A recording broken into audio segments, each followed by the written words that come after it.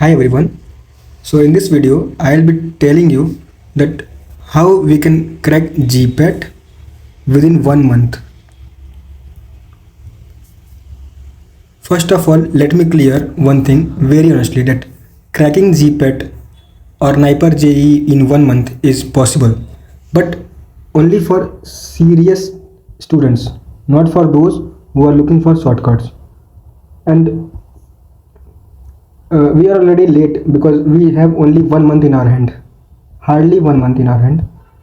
तो मैं आपको ये बताऊंगा कि which are very important subjects to focus and very important topics to focus to crack GPAT, क्योंकि जीपैट 7 मार्च को है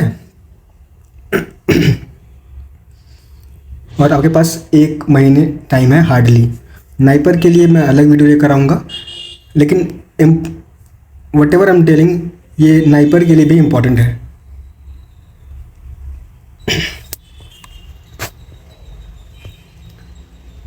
सबसे पहले हम लोग जीपैट का पैटर्न जानते हैं। As many of us know that we gone through the syllabus and pattern before also.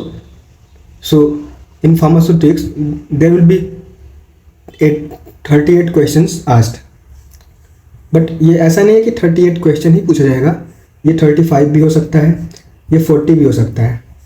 तो फार्मास्यूटिक तो इम्पॉर्टेंट है, लेकिन फार्मास्यूटिक में क्या इंपॉर्टेंट है वो मैं अभी आपको आगे बताऊंगा। फार्मास्यूटिकल केमिस्ट्री में क्या इंपॉर्टेंट है वो भी बताऊंगा।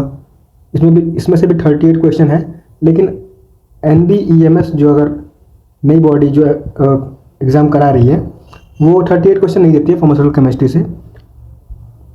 फार्माकोलॉजी 28 इसमें दिया गया है, लेकिन अभी NBMS ज़्यादा क्वेश्चन पूछ रही है फार्माकोलॉजी से, HAP से। तो अबाउट 40 to 45 क्वेश्चन हम लोग मान सकते हैं कि इससे आएगा। और फार्माकोग्नोसी जो कि स्टूडेंट्स को लगता है कि बहुत ही कठिन है, क्या पूछा जाएगा, तो इसमें भी मैं बताऊंगा क्या आपको पढ़ना है क्या नहीं पढ़ना है। और अदर सब्जेक्ट्स टोटल 125 क्वेश्चन पूछे जाते हैं जीपैट में, 500 मार्क्स के होते हैं। अगर आप जनरल कैटेगरी से हैं तो आपको इसमें 250 मार्क्स चाहिए क्वालिफाई करने के लिए, और आप अगर OBC कैटेगरी से हैं तो अबाउट 200 अगर होगा तो क्वालिफाई हो जाएंगे। और अगर आप SC कैटेगरी से हैं तो 150, ST का भी 150 था इस बार। तो आपको इतने मार्क्स लाने हैं, यानी ये हार्डली 50% है, ठीक है।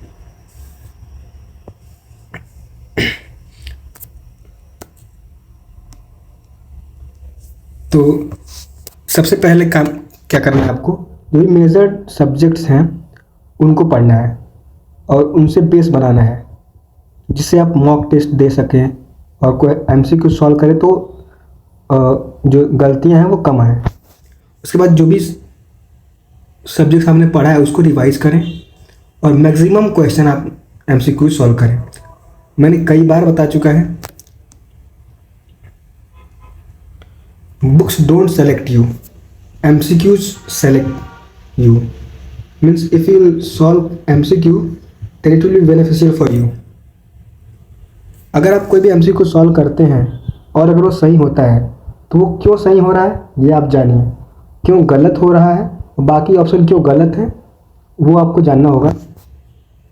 तब आपके जो कॉन्सेप्ट हों वो ज़्यादा क्लियर रहेंगे और आप जो नेगेटिव मार्किंग होती हैं वो कम करेंगे। उसके बाद आपको मॉक टेस्ट देना है और प्रीवियस ईयर क्वेश्चन सॉल्व करने हैं, फिर एनालाइज करके इम्प्रूव करना है आपको, ठीक है। फिर अब हम आते हैं फार्माकोलॉजी में क्या इंपॉर्टेंट है। जनरल फार्माकोलॉजी वेरी इंपॉर्टेंट है। यहाँ से ऐसे क्वेश्चन पूछे जाते हैं जो कि सिस्टेमिक फार्माकोलॉजी से लेके एंटी कैंसर से भी जनरल फार्माकोलॉजी से क्वेश्चन आते हैं। जैसे कि जीपैट में पूछा गया था कि व्हाट इज़ द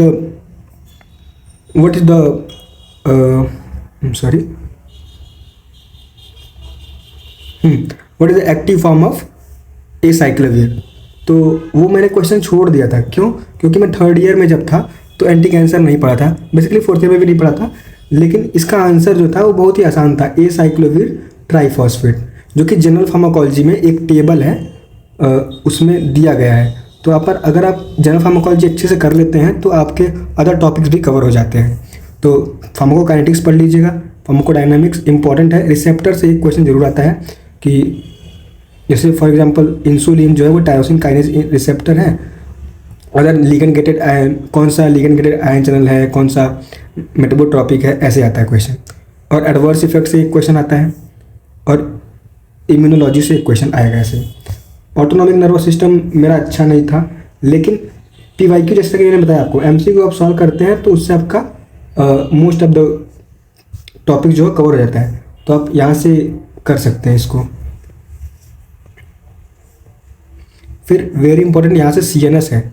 सीएनएस जो फार्माकोलॉजी है वो बहुत इंपॉर्टेंट है। यहाँ से आपको जितने भी क्लासिफिकेशन हैं वो याद होनी चाहिए, और कुछ इंपॉर्टेंट ड्रग्स के बारे में, उनके साइड इफेक्ट, जैसे कि फेनेटोइन हो गया, वेलप्रोएट हो गया, इन सब के। और जनरल एनास्थेटिक वेरी इंपॉर्टेंट है, यहाँ से क्वेश्चन बनते हैं। और एंटी पार्किंसनिज्म कर लीजिएगा आप। एनसेड में बस एनसेड करिएगा, यहाँ से क्वेश्चन आते हैं। और रिमेटॉइड आर्थराइटिस वगैरह से आप एमसीक्यू सॉल्व कर लेंगे तब भी आपका हो जाएगा।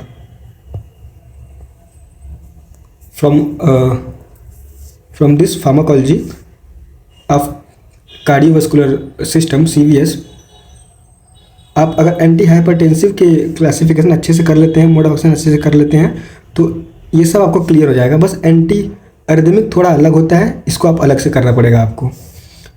बाकी ब्लड में आप एंटी कोआगुलेंट कर लीजिए, हो जाएगा। हिस्टामिन में एक क्वेश्चन आया था, तो आप हिस्टामिन जो कि इजी टॉपिक है, लास्ट में करिएगा इसको। लेकिन बाकी ये सबसे इम्पॉर्टेंट है। सबसे पहले आपको जनरल फार्माकोलॉजी करनी है, फिर सीएनएस करनी है, उसके बाद कीमोथेरेपी करनी है, जिसमें कि एंटीबायोटिक्स आएंगे और एंटी कैंसर आएंगे। फिर उसके बाद एंडोक्राइन फार्माकोलॉजी में सिर्फ आप डायबिटीज़ करिएगा, वेरी इंपॉर्टेंट। बस डायबिटीज़ कर लीजिए, उसका क्लासिफिकेशन, उसके कुछ ड्रग्स के बारे में कर लीजिए, आपका हो जाएगा। अब यहाँ से क्वेश्चंस आते रहते हैं, क्योंकि नए न्यू ड्रग्स के कौन कौन से हैं वो आते रहते हैं, तो ये आप कर लीजिएगा। कीप एन आई ऑन जो भी रिसेंट अपडेट्स होती हैं ड्रग में, वो आप करेंगे तो 2-3 क्वेश्चन बनेंगे। जैसे कि इस बार आया था प्रोटियोनामाइड के बारे में, जो कि एक एंटी टीबी ड्रग है, और मोड ऑफ एक्शन वगैरह आ गया था उन लोगों का। अब आता है फार्मास्यूटिक्स में बस आपको टैबलेट करनी है, कैप्सूल करनी है, इमल्सन करनी है और सस्पेंशन करनी है, इंपॉर्टेंट है। सपोजिटरी थोड़ा बहुत कर सकते हैं आप। पैरेंट्रल से आप स्टेरिलाइजेशन कर लीजिएगा अच्छे से। और ऑप्थेल्मिक कर सकते हैं, वहाँ से एक क्वेश्चन आया था बेंजल कोलियम क्लोराइड का कॉन्सेंट्रेशन कितने में यूज करते हैं। बाकी डीडीएस से एक क्वेश्चन आता रहता है, जो कि अगर नहीं करेंगे तब भी कोई प्रॉब्लम नहीं है। और फिजिकल फार्मास्यूटिक्स से क्या करनी है आपको, वहाँ से रियोलॉजी अच्छे से कर लीजिएगा, और कॉम्प्लेक्सेशन सबसे इम्पोर्टेंट होगा। रियोलॉजी में ही वो कवर हो जाएगा, थिक्सोथेरेपी वगैरह, ये आपको करना है बस फार्मास्यूटिक्स से। फिर कोग्नोसी जो है वो बहुत ही ब्रॉड टॉपिक है, आप जितना भी पढ़ें आप श्योरली नहीं बोल सकते कि आपका आंसर सही हो जाएगा। तो इससे बढ़िया आप फार्मास्यूटिक्स करिए। इसको आप बेसिक्स कर सकते हैं, केमिकल कॉन्स्टिट्यूएंट कर सकते हैं, इसके अल्कलॉइड वगैरह टेस्ट वगैरह कर सकते हैं। अब फार्मास्यूटिकल एनालिसिस बहुत ही इंपॉर्टेंट सब्जेक्ट है, जहाँ से आप वॉल्यूमेट्रिक एनालिसिस अच्छे से कर लीजिएगा। जितने भी टाइट्रेशंस हैं वो बेसिकली इनका इंडिकेटर पूछा जाता है, प्रिंसिपल पूछा जाता है। और यहाँ से स्पेक्ट्रोस्कोपी अच्छे से कर लीजिएगा, यूवी विजिबल, जहाँ से वुडवर्ड फिशर रूल जरूर कर लीजिएगा, एक क्वेश्चन तो बनता रहता है हर साल। और आईआर, उसमें फंक्शनल ग्रुप के जो रीजन्स होते हैं वो आपको करना है। बाकी एचपीएलसी का बेसिक कॉन्सेप्ट कर लेंगे, क्रोमेटोग्राफी का तो हो जाएगा।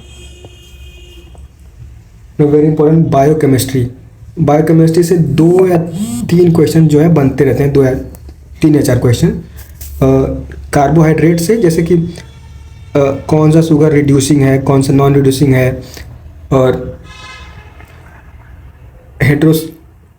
हेट्रोसेक्राइड है, पॉलीसेक्राइड है, ये सब क्वेश्चन बनते रहते हैं। बाकी विटामिन से एक क्वेश्चन जरूर आता है कि कौन से विटामिन से कौन सी डिजीज़ होती है, तो ये आप कर सकते हैं। फिर माइक्रोबायोलॉजी में स्टेनिंग मेथड कर लीजिएगा। इस ग्राम स्टेनिंग होती है और एसिड फास्ट स्टेनिंग होती है, और स्टेरिलाइजेशन बहुत इंपॉर्टेंट है। ये तो आपका फार्मास्यूटिक्स में ही क्लियर हो जाएगा, इसमें पढ़ने की ज़रूरत नहीं पड़ेगी आपको। और वैक्सीन्स कर लीजिएगा, इंपॉर्टेंट है। अब आते हैं हम लोग जूरिस्प्रूडेंस से बस आपको 2-3 टॉपिक पढ़ लेना है और क्वेश्चन सभी टॉपिक्स के लगा लेने हैं। जैसे कि ड्रग एंड कॉस्मेटिक एक्ट अच्छे से पढ़ लीजिएगा, फार्मेसी एक्ट पढ़ लीजिएगा, और स्केड्यूल्स, जितने भी शेड्यूल्स हैं वो आपको टिप पे होनी चाहिए, क्योंकि वहाँ से 2-3 क्वेश्चन तो ज़रूर बनता है हर साल। और फॉर्म नंबर थोड़े टफ होते हैं याद करना, लेकिन आप कोशिश करेंगे तो ज़रूर हो सकता है। और कुछ ईयर्स जो होते हैं इंपॉर्टेंट, वो आप याद कर लीजिएगा जूरिस्प्रूडेंस से। अब आपको ये कैसे करना है वो मैं बताऊंगा। तो अगर आप 6 से 7 घंटे हार्डली रोज़ पढ़ते हैं, आपके पास कितना टाइम है ही, सिर्फ आपके पास 1 महीने है, तो आप क्वालिफाई भी कर सकते हैं और अच्छी रैंक से आप नाइपर भी आ सकते हैं। अब आपको ये डिसाइड करना है कि आप ये 1 महीने ना पढ़ के रिग्रेट करना चाहते हैं, या 1 महीने अच्छे से पढ़ के नाइपर या जीपेट फोड़ना चाहते हैं। आप इसी ऑर्डर में करिएगा, जैसे इस ऑर्डर में मैंने बताया आपको कैसे करना है। अब आपको पता चल गया कि क्या रोड मैप है, अभी आपको हाई एल्ड टॉपिक्स भी पता चल गया है। तो अब आपको अपनी स्ट्रेटजी बनानी है, क्योंकि मैं आपको स्ट्रेटजी नहीं बता सकता कि आप 10 दिन ये करिए, 10 दिन ये करिए, क्योंकि आप पढ़ना आपको है। तो आप अपना स्ट्रेटजी बनाइए और अपना पूरा सिलेबस कवर करिए, जितना मैंने बताया है उससे आपका हो जाएगा। Success is the sum of small efforts repeated day in and day out. Success एक दिन में नहीं आता है, अगर आप रोज़ थोड़ा थोड़ा पढ़ेंगे तो आप ज़रूर क्वालिफाई कर सकते हैं। Start with general pharmacology today only, not tomorrow. Stick to the plan.